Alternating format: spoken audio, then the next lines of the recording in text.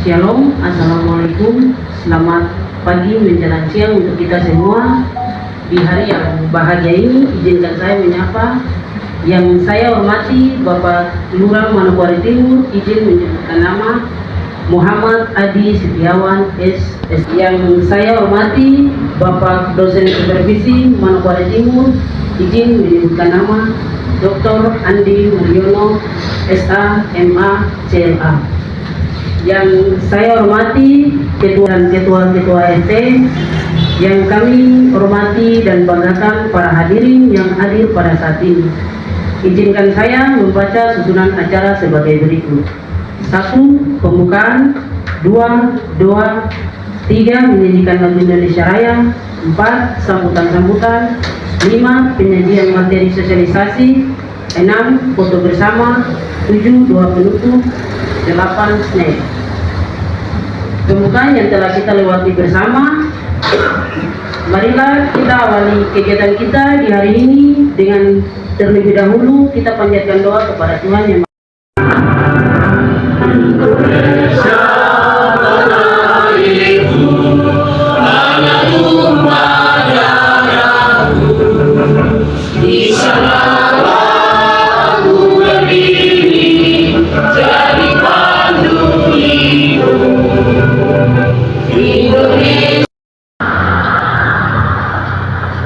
kebajikan.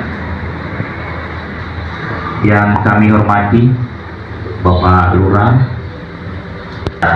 siang hari ini yang kami hormati adik-adik mahasiswa dan seluruh tamu undangan yang ada dalam ruangan ini. Sebagai umat yang beragama, tentunya kita tidak lupa mengucapkan puji syukur pada Tuhan karena kita masih diberi kesempatan untuk ada di tempat ini.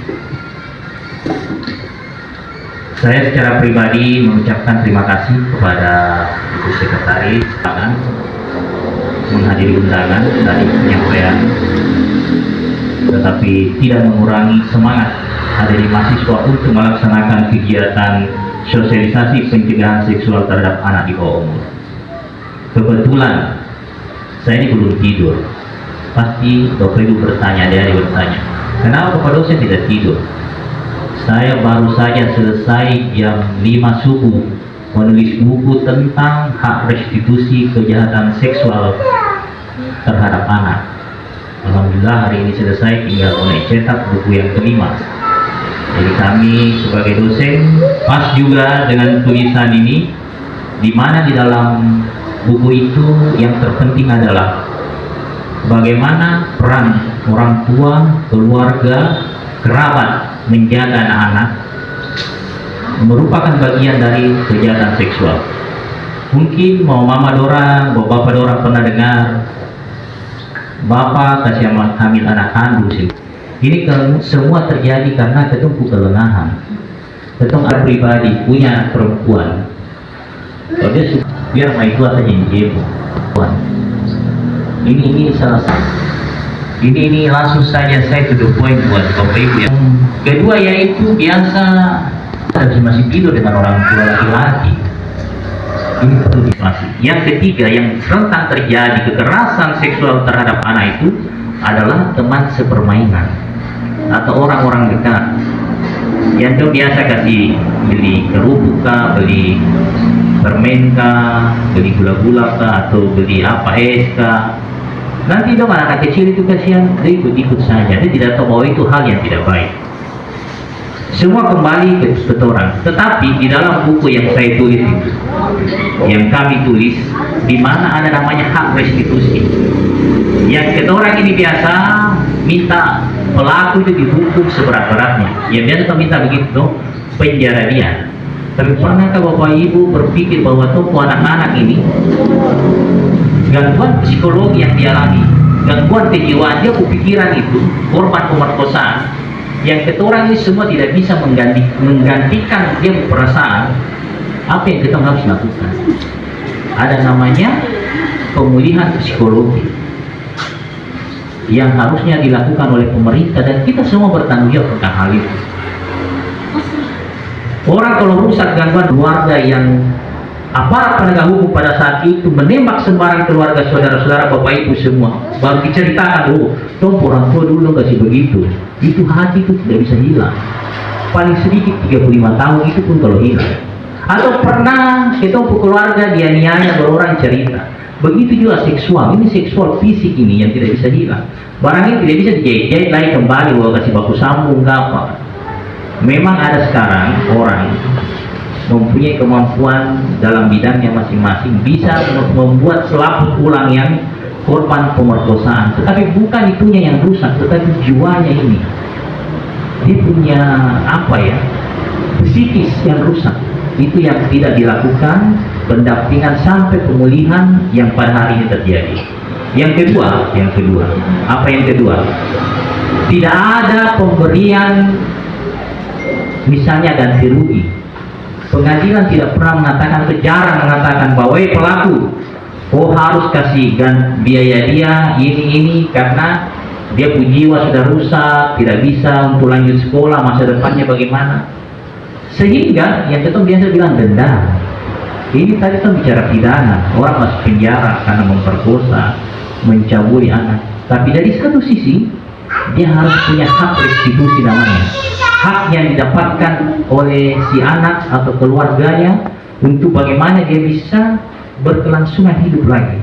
Itu yang ada dalam buku yang saya tulis. Begitupun orang di penjara ini, di dalam lapas ini, yang ketemu hanya tunggu kapan dia keluar. Dia jalani hukuman itu 1 tahun, puluhan tahun, tetapi yang ketemu tidak pernah pikir bagaimana mengobati dia punya jiwa. Jadi dia keluar lagi, dia melakukan hal yang sama.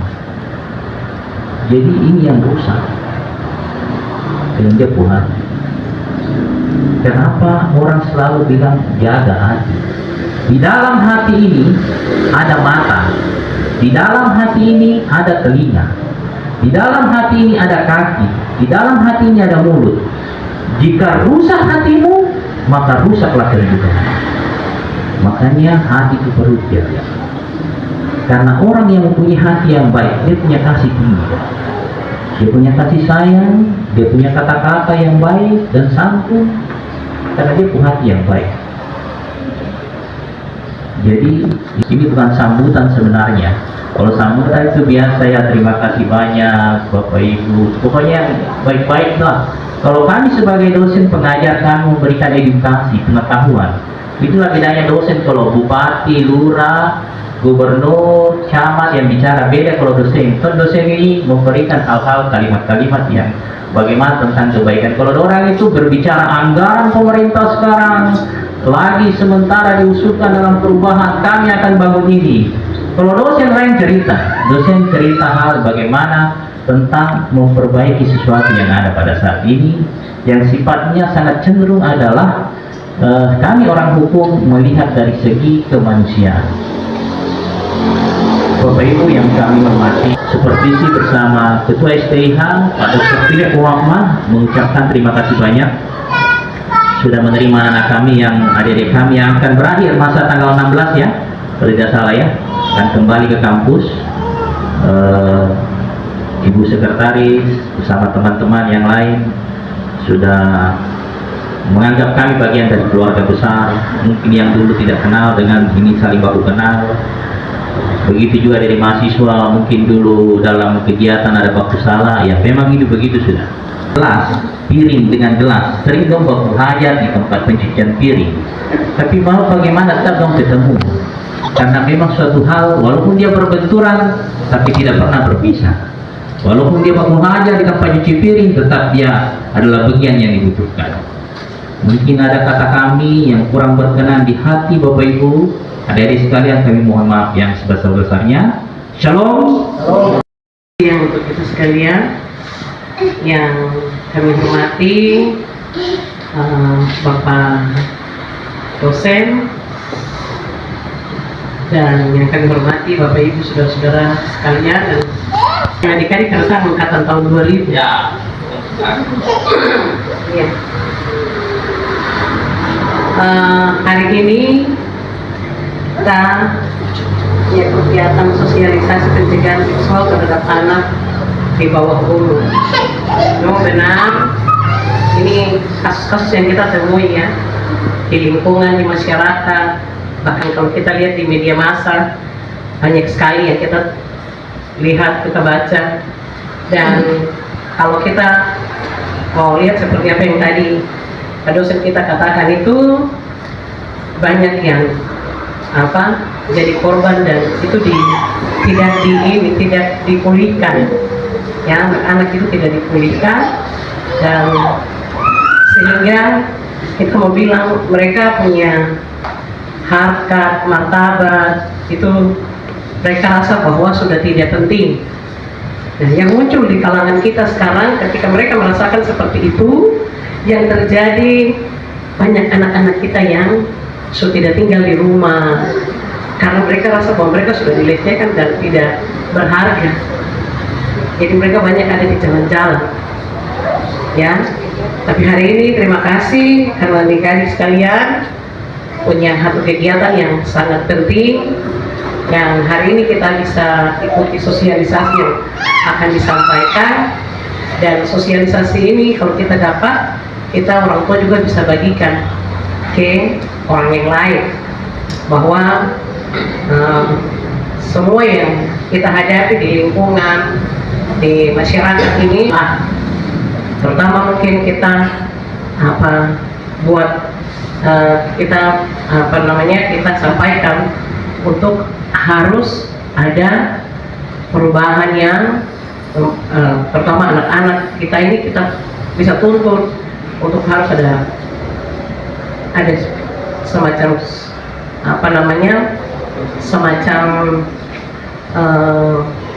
bimbingan rohani supaya mental anak-anak itu bisa ya, secara fisiologi kan tidak dekat dengan anak-anak kita.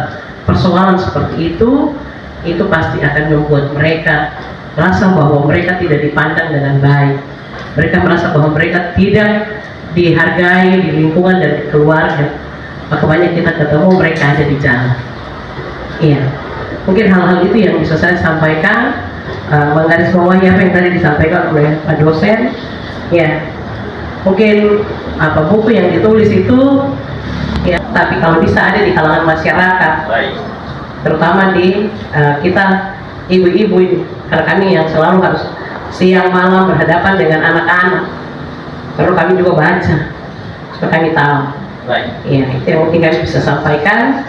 Dan anak-anak atau adik-adik sekalian dan Bapak Ibu Saudara yang hadir, mari kita simak kegiatan ini dengan baik, biar kegiatan ini bermanfaat bagi kita sekalian. Ya, terima kasih. Tuhan memberkati kita. Shalom. Baik, sekali lagi saya menyampaikan salam, yaitu Assalamualaikum warahmatullahi wabarakatuh. Om Swastiastu, Namo Buddhaya, salam kebajikan. Tadi kita telah membuka kegiatan sosialisasi yang di Desa Tinggi Manokwari, kelompok distrik Manokwari Barat, Kelurahan Manokwari Timur, yaitu sosialisasi terkait pencegahan seksual terhadap anak di bawah umur. Berikut kita akan segera masuk. Untuk itu saya memberikan kesempatan kepada narasumber untuk dapat memperkenalkan diri. Shalom. Sejahtera untuk kita semua. Pertama-tama saya mengucap syukur kepada Tuhan pada siang hari ini kita dapat berkumpul di kantor kelurahan. Terima kasih Bapak Lurah, Ibu Sekretaris, dan teman-teman yang sudah bersedia menerima kami sesuai dengan undangan dari adik-adik KKN. Saya ditunjuk dari Dinas Pemberdayaan, dari unit pelaksana teknis perlindungan perempuan dan anak untuk materi. Jadi mungkin saya berdiri baru saya menyampaikan. Perlindungan anak itu kerjanya bersama-sama. Jadi pemerintah tidak mungkin kerja sendiri. Saya di UPT itu kami cuma 2 orang. Sedangkan kasus anak di bawah umur sangat banyak sekali dan sangat bervariasi dengan berbagai cara. Ada yang bisa diproses secara hukum sampai putusan pengadilan, tetapi ada juga yang dapat diselesaikan di tingkat bawah. Karena kami di UPTD Perlindungan Perempuan dan Anak, kami punya PATB, perlindungan terpadu berbasis masyarakat, itu dia berada di kampung. Jadi ada kami kader. Jadi kalau di sini macam kader posyandu itu kami libatkan. Jadi ketika ada kasus yang terjadi khususnya anak, itu perpanjangan tangan kami di kampung. Jadi ada Kelurahan Manokwari Timur ada satu PRTBN sama Mansina. Cuma itulah kadang kita menempatkan orang.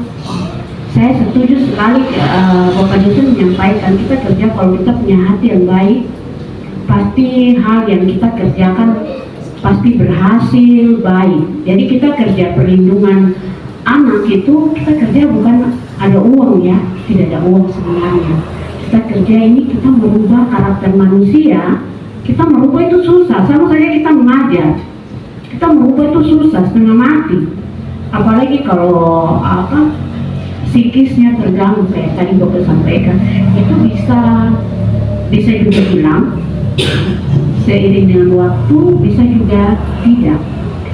Ya, izin saya berdiri ya.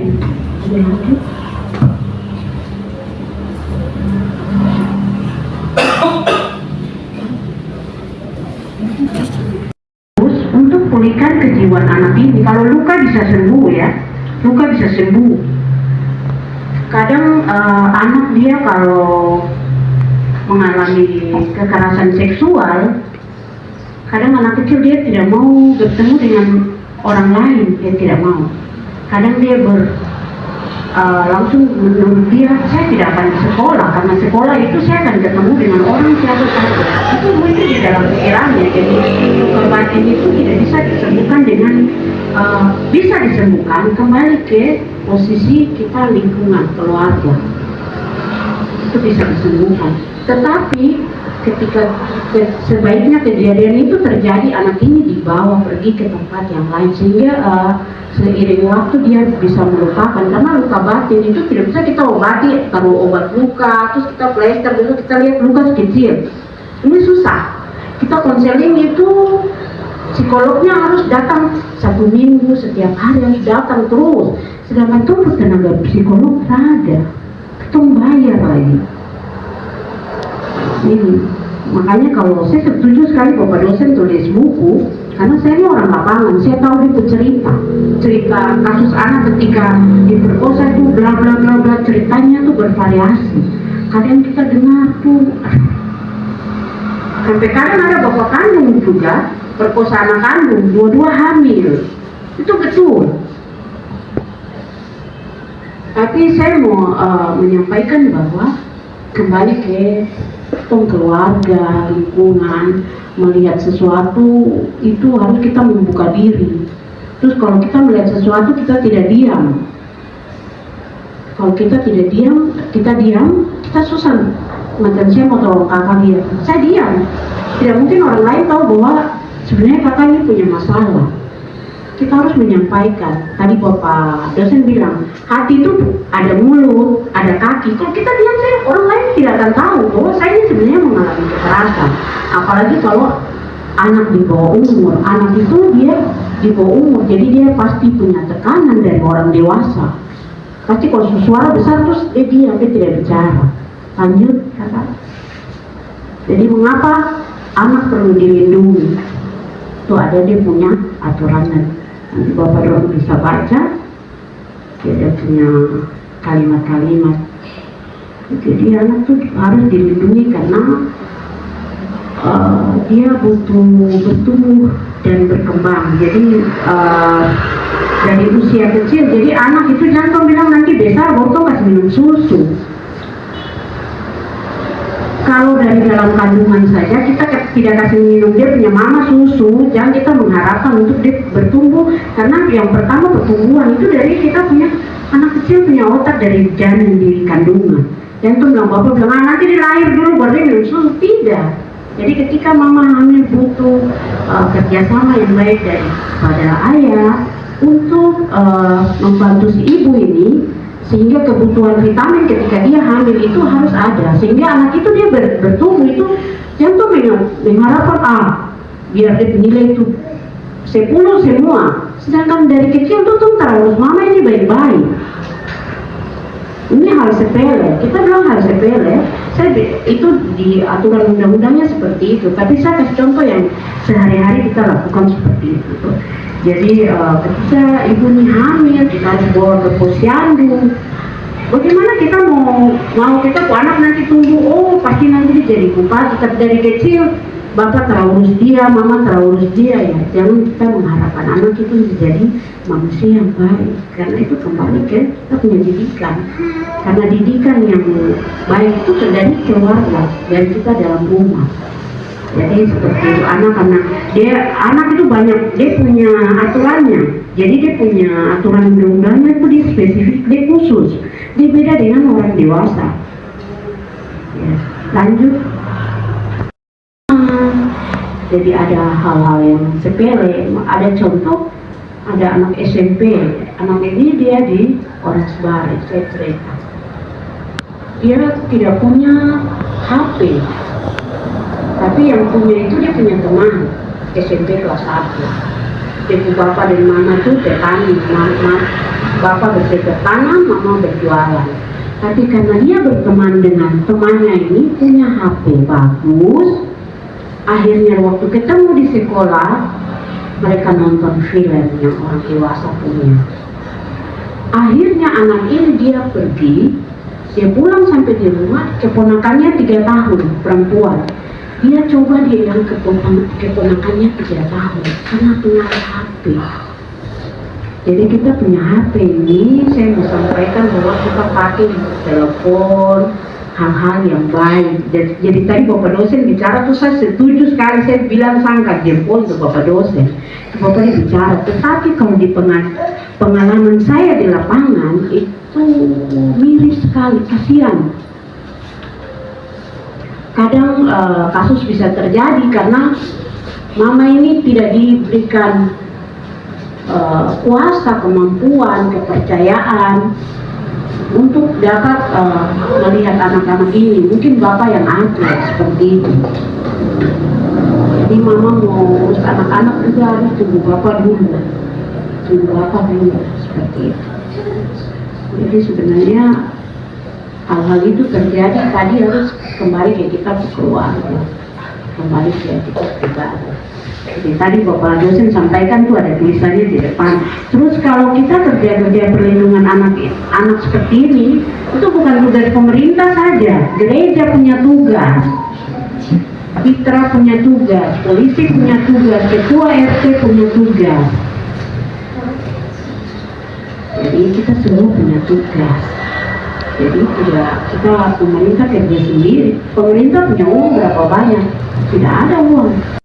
Punya tugas itu ada tulis tugas tanggung jawab pemerintah dan masyarakat. Jadi ketika macam ini juga ini sebenarnya tugas pemerintah dan masyarakat untuk sosialis menyampaikan ke mama dorang sebagai masyarakat yang berada di lingkungan tertentu bahwa ada aturan yang mengatakan seperti ini.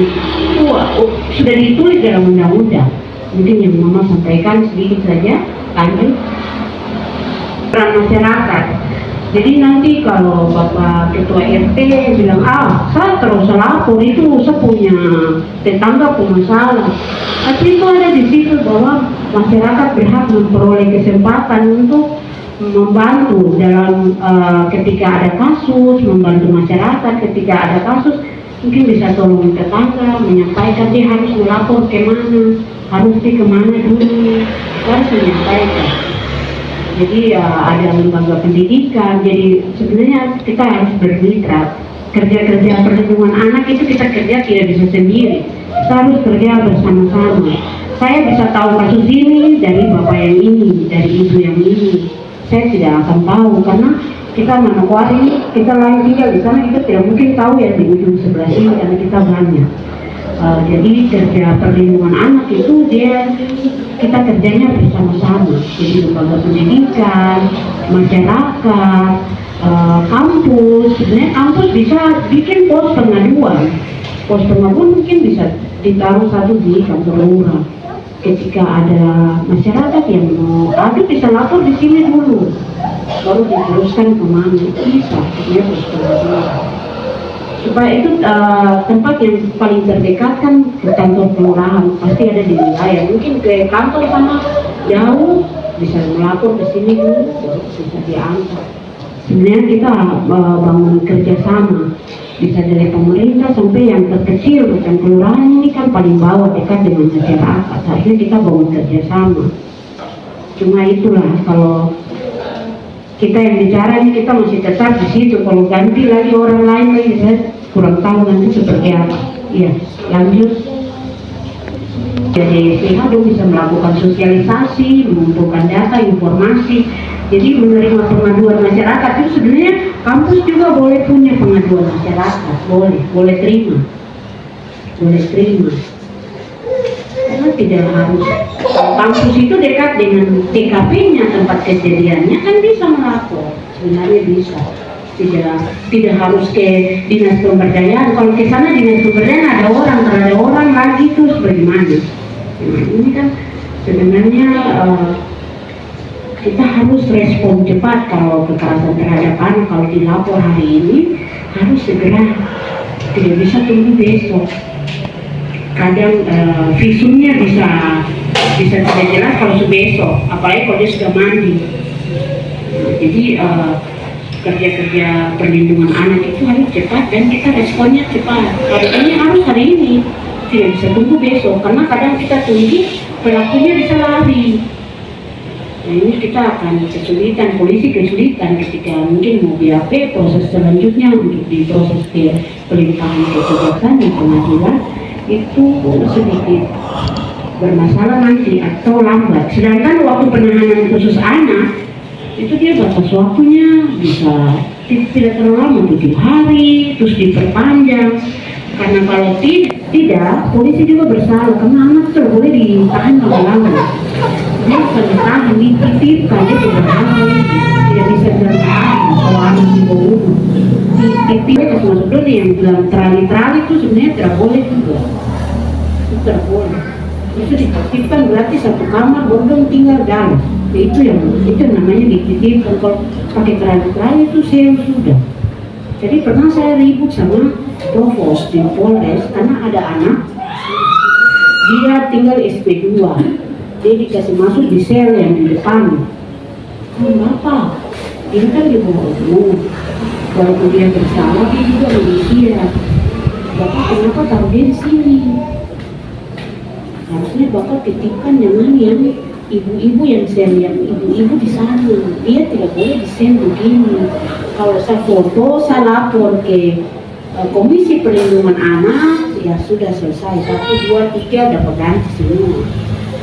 Karena kalau anak di bawah umur kita tidak bisa bersama gabung dengan orang dewasa, sebetulnya tidak boleh. Nanti ketika ada kejahatan yang orang dewasa lakukan, dia bisa tiru. Ini kan pikiran nih sebenarnya masih butuh bimbingan orang tua. Apalagi kalau di sekolah terus ada. Jadi sebenarnya anak-anak sekolah di sini juga yang narkoba itu masih di bawah umur, kebanyakan mereka usia SMP, mereka sudah narkoba. Jadi mereka pakai narkoba baru mereka curi. Mama ini tahu dulu tempat karena mama biasa tanya, kamu curi itu dari mana? Mama kan tentu di sini, baru kan ke sini. Kamu mencuri kan naik motor? Tidak, mama kan jalan kaki. Sampai mencuri mau jalan kaki. Lanjut. Ya, itu dia punya pasal pidananya. Mama terlalu lihat dia punya itu 00 15 tahun dengan denda sekian, itu nanti hakim baca terus kepala sakit. Jadi sebenarnya dia punya pidana itu lebih berat daripada orang dewasa. Itu dendanya tuh besar-besar kan, uang besar-besar begini. Tapi itu harus disampaikan, kita sengaja atau tidak sengaja itu paling lama itu 15 tahun penjara itu sudah. Kalau putusan pengadilan 15 tahun penjara. Kalau orang tua sudah umur 8 tahun 15 tahun penjara, berarti nanti mati di sel itu tidak keluar. Tapi kalau ini kita pendamping mempertimbangkan ketika bapak itu dengan anak umpamanya delapan, kita pendamping harus menyampaikan ke hakim itu putusannya tidak harus ikut yang di aturan undang-undang. Kita juga manusia, kita punya hati, tapi bagaimana putusan itu diberikan masuk di akal, bisa diterima oleh bapak ini, dia punya keluarga. Kalau bapak masuk terus mama tidak kerja, itu juga kita harus pertimbangkan psikis anak, ibu dan keluarganya, karena kadang ribut ketika putusan kasus kekerasan, putusannya tinggi, memang hukumannya 15 tahun penjara, tetapi kita harus menyampaikan ada pertimbangan-pertimbangan, karena kita juga manusia.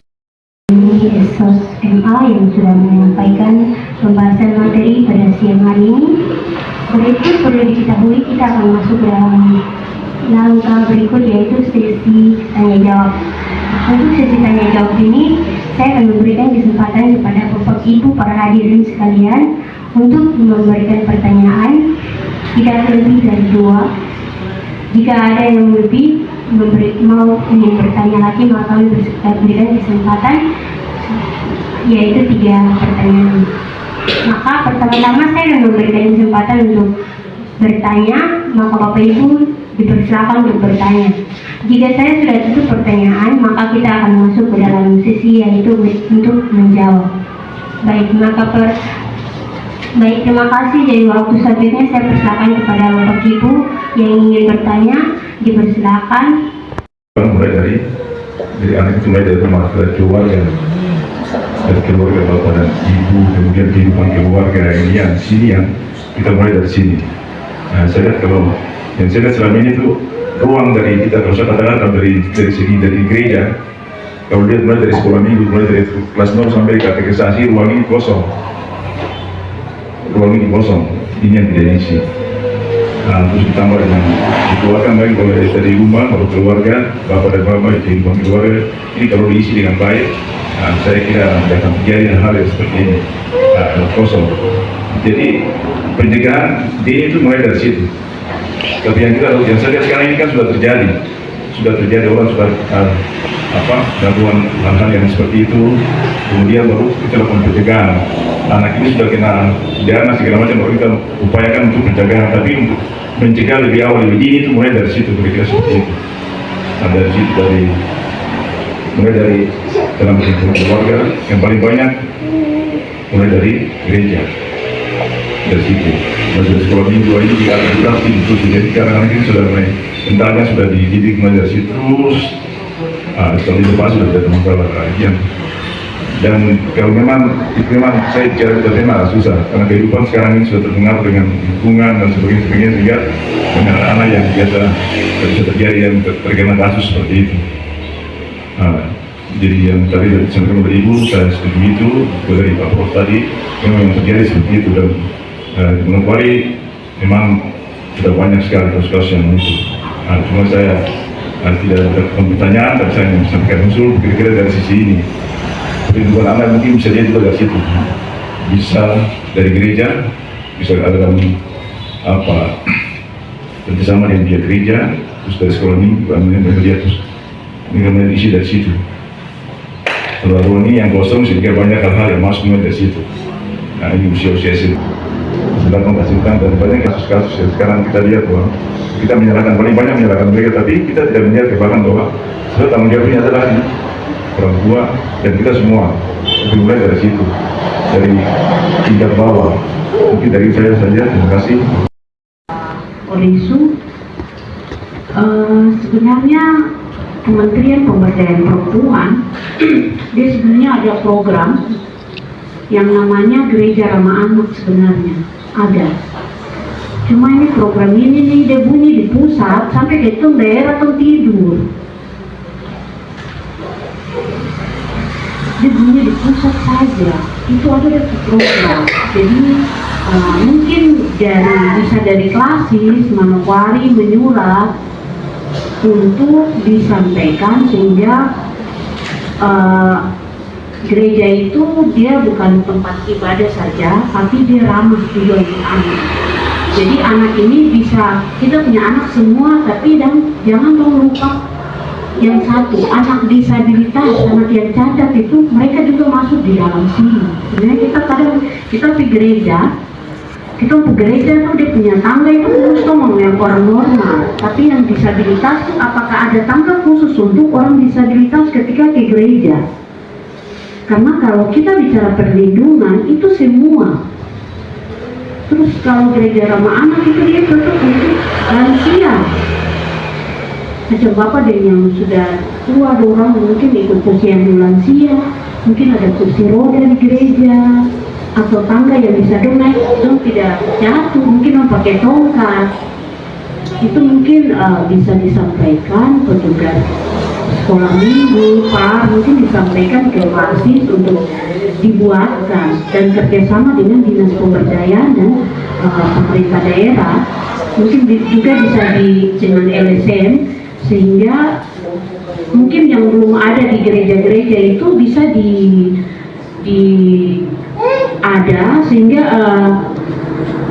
perlindungan khusus anak itu bisa dapat tercapai. Jadi sebenarnya kita kerja itu bukan dari pemerintah saja, gereja juga punya peran yang besar untuk melihat itu, karena ketika anak-anak bertemu tuh di waktu sekolah Senin sampai Sabtu, tetapi Minggu juga mereka ke gereja. Jadi bagaimana caranya sehingga mungkin dibicarakan dulu dengan klasis, karena sebenarnya ada yang namanya gereja ramah anak. Jadi dia punya, kita tetangga di gereja saya juga tidak terlalu paham, karena kadang ada yang tangga saja, tapi kita harus berpikir untuk orang tua lansia yang pergi ke gereja juga, sehingga mereka tidak jatuh. Ketika bapak orang sudah punya itu, bapak orang lapor ke kementerian, itu dapat penghargaan, karena itu masuk di programnya mereka di pusat yang harus program mereka di pusat, tapi harus diteruskan oleh pemerintah di daerah. Tapi itu kadang kita lakukan, banyak yang tertidur seperti itu. Sebenarnya itu ada yang bapak sampaikan tadi, itu ada. Cuma itulah, kalau orang yang dia tahu programnya, ketika sudah tidak di situ ya programnya tidur, tidak tahu hilang kemana. Jadi itu ada. Cuma kadang ya kita kerja perlindungan ini kita kerja pakai hati.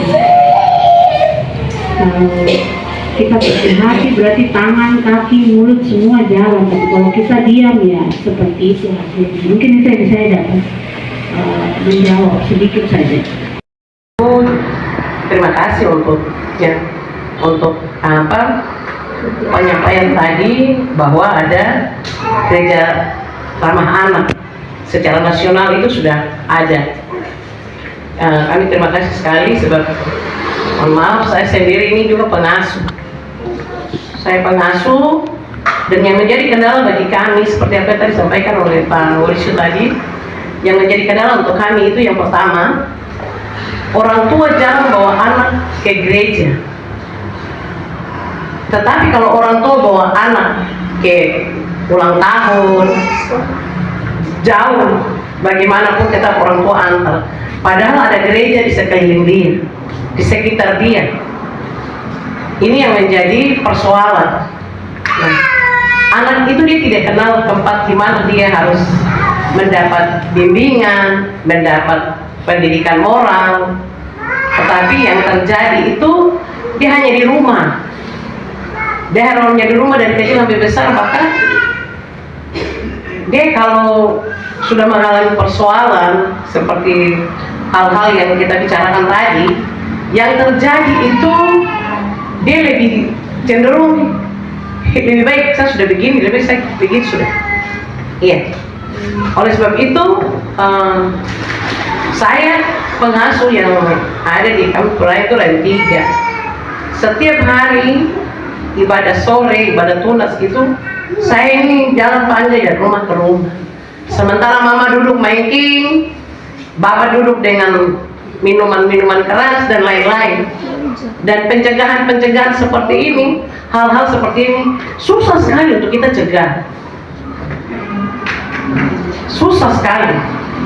Oleh sebab itu, untuk harapan kita secara nasional, kita mohon supaya kita hindari anak-anak ini dari pencegahan seksual terhadap anak ini selalu yang terjadi itu kalau kita bilang suruh anak-anak mandi, pergi sembahyang, atau suruh ini kadang stop sudah, mama bapak stop sudah dengan permainan itu, atau stop sudah dengan miras. Kadang yang terjadi itu kita dapat bahasa, kita mau kasih makan dorang kan, itu. Dan mereka masa bodoh, ya orang tua sekarang itu masa bodoh. Saya mau bilang masa bodoh kenapa? Kami peduli, tapi mereka tidak. Oleh sebab itu, saya mungkin minta dari pemberdayaan perempuan yang ada di Kabupaten Manokwari, coba kita buat satu gerakan. Kita buat satu gerakan mama sayang anak.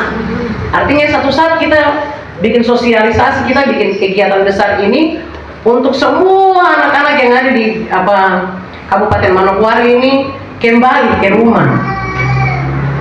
Ya, sebab anak-anak yang yang ada di jalan ini yang selalu melakukan banyak kasus.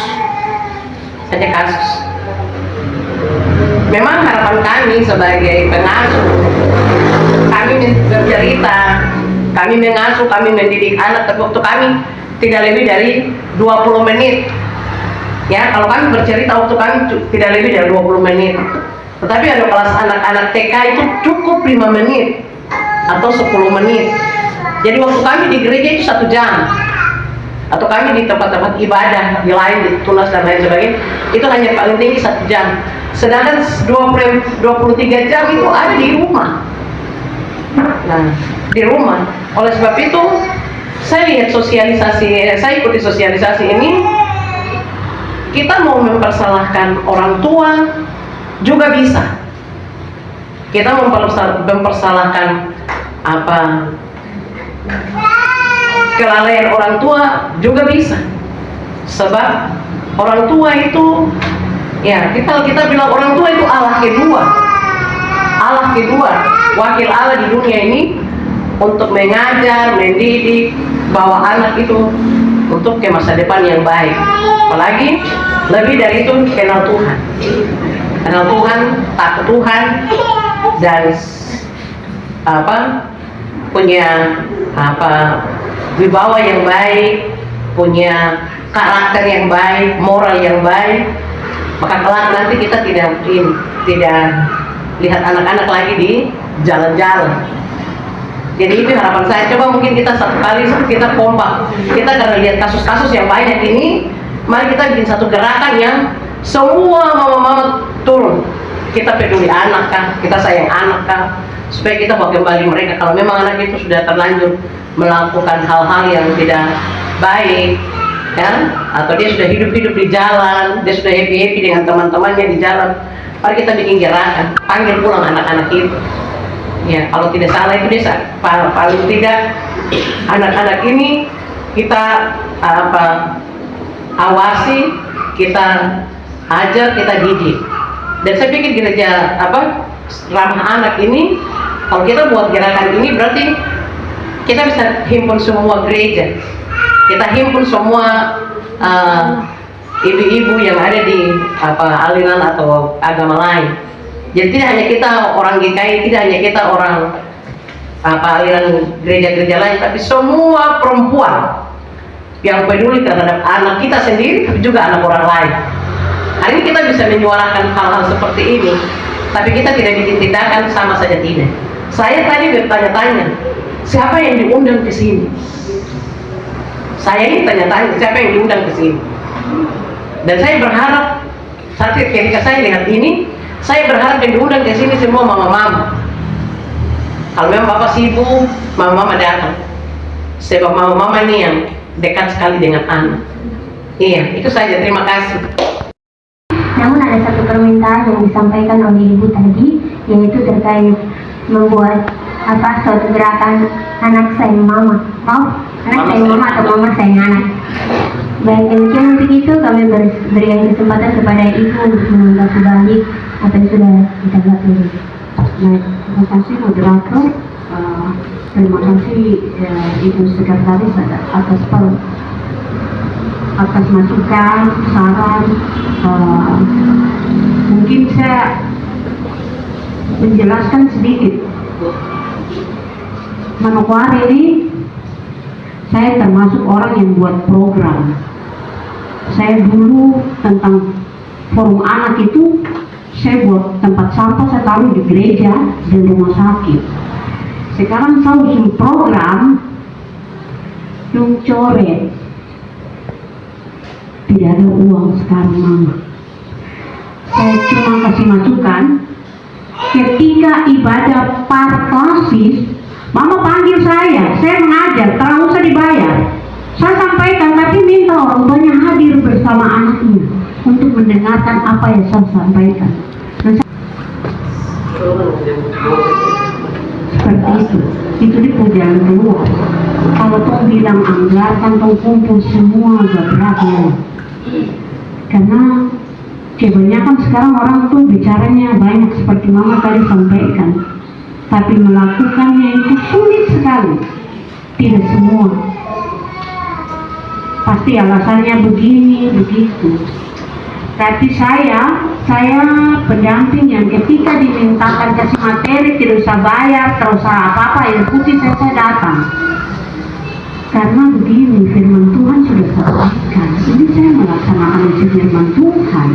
Saya tidak bicara soal cerita firman Tuhan, kakak orang yang pengasuh dan mama orang yang sampaikan. Tetapi saya tugas juga menyampaikan ke semua anak. Itu sama saja saya menyampaikan. Cuma kita beda tugas. Saya pendamping semua kasus yang terjadi di masyarakat. Kalau mama orang di sekolah minggu, dan ketika kasus anak tuh bagusnya tuh dia dirangkul oleh teman-temannya yang di sekolah minggu tuh lebih bagus daripada dia kembali ke rumah. Pasti nanti ada kakaknya sedikit bilang, ih kok begitu, dia komentar tambah rusak. Setelah mau pikir ke sekolah lagi karena kakak sudah bilang begini. Ibu guru nanti anak-anak udah dengar lagi dong cerita saya di sekolah, dia tidak mau sekolah lagi. Jadi sebenarnya gereja itu tempat yang sangat baik. Kenapa disebut untuk gereja ramah anak seperti itu? Jadi pemerintah pusat sebenarnya sudah menyuarakan itu. Terus sebenarnya bukan gereja saja, ada puskesmas ramah anak. Tapi kita di sini belum. Di kabupaten kota di seluruh Indonesia itu mereka punya puskesmas ramah anak. Jadi kalau mama datang ada anak yang digendong, itu ada di tempat bermain. Kalau di gereja juga bisa ditaruh tempat bermain. Jadi mama yang punya bayi yang merayap balita bisa ditaruh biar mamanya sembahyang dulu. Ada yang jaga. Karena kadang kita bawa anak di gereja juga, pendeta bicara pasti anak dia menang. Anak tuh kalau dia tidak bisa lama-lama di dalam gereja, dia bosan. Jadi kalau kita punya tempat seperti itu, ada tempat bermainnya, bisa yang mama-mama bu anak yang tidak bisa ditinggal. Kita perlu anak kalau kecil terlalu itu mesti. Gereja butuh kerjasama dengan mitra, dengan lembaga lain, sehingga dengan akademisi, karena akademisi juga punya terobosan-terobosan banyak. Kita kerja, kita buka hati, mari kita kerja untuk anak-anak Papua. Saya kadang berpikir, saya susah jadi mama kadis, jangan disposisi besar dikasih materi. Terus saya bilang, saya terkasih materi, terus apa lagi yang mau bicara?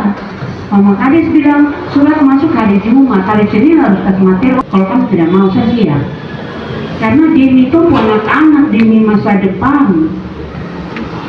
Kalau tuh wanita tuh berhasil mungkin dari gereja ini, pasti dia pakai sekolah minggu banyak, bangga. Anak sekolah minggu dia berhasil. Mungkin ya, saya bisa sampaikan seperti itu. Mungkin kalau ada ibadah pasis, kakak bisa dulu pasis. Nah, saya taruh saya nomor HP, kakak mau beli saya nanti saya dapat. Saya menyampaikan materi kira-kira kakak menentukan apa yang saya sampaikan, tapi minta orang tuanya satu dan punya anaknya untuk hadir ketika saya sampaikan, supaya mereka juga dengar dan pulang kasih tahu mama dong yang di rumah. Seperti mungkin itu saja. Terima kasih. Staf Kelurahan Manokwari Timur yang sudah setia dalam setiap saat dan juga menemani serta mengikuti kami dalam melaksanakan program sosialisasi pada siang hari ini. Baik, demikian kegiatan sosialisasi kami. Waktu selanjutnya saya kembalikan kepada MC. Waktu dipersilakan. Terima kasih Bu atas materi yang sudah diberikan kepada kami.